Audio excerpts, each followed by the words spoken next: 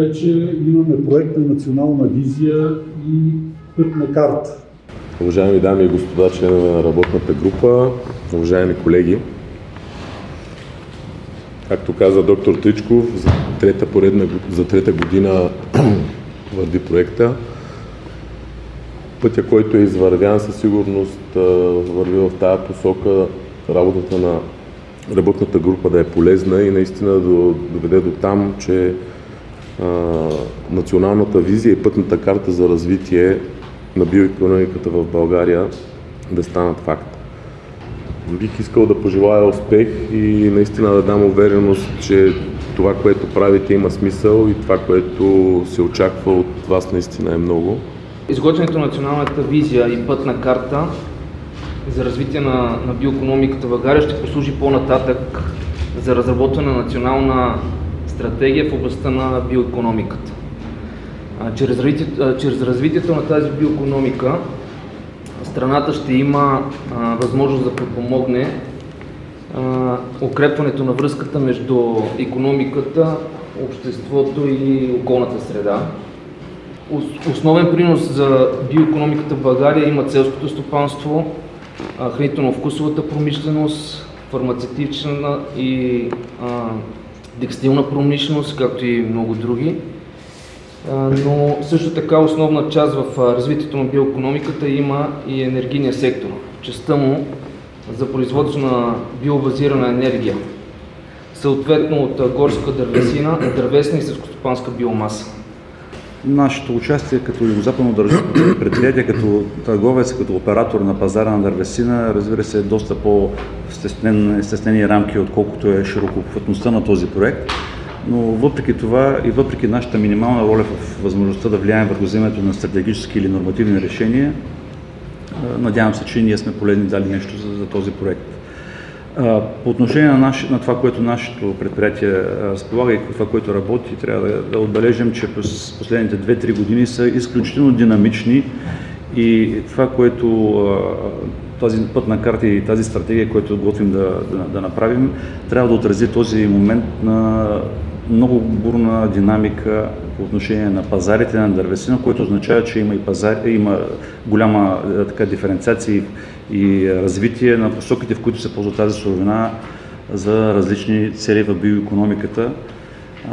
Тоест трябва да оценим тези много сериозни влияния в момента и дори ако се наложи да направим доста по-отворени насоките, които ще дадем в този стратегически документ, който подготвяме. Разбира се, нашето предприятие ще бъде активен участник в разработване на финалните документи, доколкото можем. Колеги, ние с първата точка от дневния ред така долу-горе приключихме и сега започваме с презентациите по същество. Сега първата презентация е с идея да си спомниме проекта с какво се занимава, до сега изминалия път, къде сме стигнали, т.е. напредъка по проекта и после вече ще влезем в рамките на пътна карта, да видим план за действие и така нататък. Като имате предвид, че това са проекти, нали? Те остават отворени, ние ще очакваме от вас предложения за финализирането им, защото някъде към есента трябва да представим финален документ на проектните лидери. Накратко ще минем през проекта като работни пакети, като дейности, които са изпълнени до момента и нещо, което предстои до края на годината е действието на проекта. Ще обърнем внимание на националните биоикономически центрове, които са създадени така в 10 от тези 17 държави, които са целеви по проекта. Именно за да стимулират развитието на биоикономиката в регионите в Централна и Източна Европа, като ще обърнем внимание на няколко електронни решения и инструменти, които са в помощ на този процес. Основните цели на проекта са да се обменят знания, опит, също така и да се въведат някои управленски подходи, модели за сътрудничество, за координация на дейностите в всички страни. По проекта да се разработи такъв план за действие с пътна карта за развитие и най-вече да се постигне по-добра информираност, ангажираност на обществото в процесите на взимане на решения и на дейностите по биоекономика. Това е нашия проект на пътна карта и план за действие. По проекта няма да чета заглавието, но изграждане на национална визия и пътна карта. Това е цялото словно, което така считаме за най-важно са самата визия за пътна карта, стратегически цели, приоритетни области, плана за действие, основни действия, които трябва да бъдат предприяти, ролята на участниците, график на действие. Тези неща сме ги вкарали в плана за действие, които сега представяме. Възможности на финансиране също са там. Оценката за мониторинг и мониторинг на напредъка по-нататък също е доста така интересен и момент, по който може да се говори, тъй като знаете, че подобен вид документи, които са почти стратегически документи, трябва да се отчита тяхното изпълнение по-нататък. Предложили сме един вариант, по който може да работим заедно. Меморандума е един от резултатите, които трябва да постигнем ние като страна партньор от работен пакет 3 на нашия проект. Това е ангажиране на заинтересованите страни в процеса при развитие и подпомагане на страните от Централна и Източна Европа за разработване на национални стратегии за биоекономика.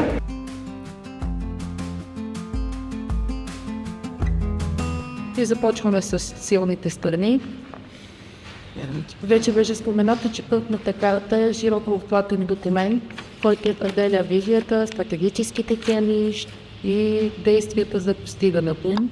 Това е първата стратегическа цел, която вносителя така да кажем. Следващата силна страна, това е, че пътната карта съдържа в себе си план за действие, който ви видяха подробно и го разгледахме, в който сме идентифицирали всички приоритетни области от развитието на биоекономиката, съответно с действията, с очакваните резултати, индикаторите за оценка и мониторинг, финансовите инструменти за изпълнението на дейностите. Многосекторният характер на този документ е изключително много затрудни нашата работа при определянето на всички възможни действия. Стигнали сме до финансирането. Трудности при изпълнение на пътната карта може да има резултат точно това недофинансиране на науката, която видяхме, че е залегнала в много от стратегическите цели, липсата на високо квалифицираните кадри, възможностите, които пък дават изпълнението на пътната карта и плана за действие, е, че са една добра основа за разработването на национална стратегия за биоекономика и при необходимост по-нататъчни законодателни промени в сектора на биоекономиката.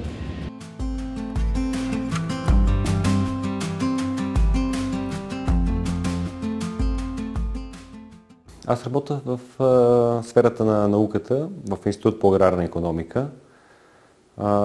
За науката това е сравнително нова тема, въпреки че терминологията и самата биоекономика, ние сме запознати отдавна с нея и с нейното развитие.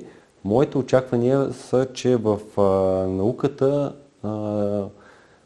тази приемственост ще се достигне, но чисто практически на ниво селско стопанство, на ниво ферма, процесът ще отнеме малко повече време и ще се случи малко по-бавно. Прилагането на биоекономиката е все още въпрос на личен избор и доста препоръчително, докато идеята е то да стане задължително и хората да го осъзнаят, че това е правилният начин за едно устойчиво производство. Съм правил така наречените дълбочинни изследвания, case study, в подобни, където много хубаво се вижда на практика какво означава биоекономиката, как се включват различни елементи от нея, защото тя не е само едно нещо, тя е съвкупност, тя е виждане и е нещо, което не следва да бъде разделяно. Между практиката и науката може да звучи така тривиално, но тя трябва да се стимулира и да се поощрява. Традиционно биоекономиката в традиционния вид се разбира като дървесина и естествено не мога да не спомена така мога да кажа, най-новия пазар, който е пазара на въглеродни емисии. Това е една пазарна ниша на собствениците на гори, които тепърва предстои да се реализира и наред с екосистемните ползи, които са познати, но все още не признати в нашето общество, този пазар може да даде още по-голяма стабилност и друг поглед за стопанисване на горите. Всички ние да може да реагираме адекватно на пазара, включително да използваме новите ниши, които се появят с така наречената биоекономика.